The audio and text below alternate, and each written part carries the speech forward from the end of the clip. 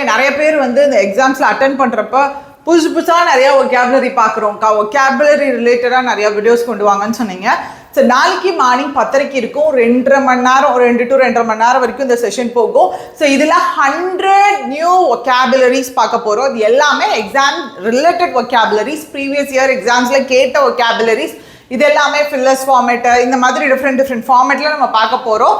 But தயவு செஞ்சு வரவங்க நோட்டு பேனாவோட வந்துருங்க. அதை அட்லீஸ்ட் ஒரு 10 நாளுக்கு ஒரு தடவை, 20 நாளுக்கு ஒரு தடவை படிக்க கூட வேணாம். நீங்கள் ஒன்ஸ் பார்த்துட்டு நீங்கள் நோட் பண்ணி வைக்கிறீங்க இல்லையா, அது ஜஸ்ட் பாருங்க, கண்ணில் பாருங்க போதும். ஏன்னா எல்லா ஒகேபுலரியெல்லாம் நம்மளால மனப்பாடம் பண்ண முடியாதியா.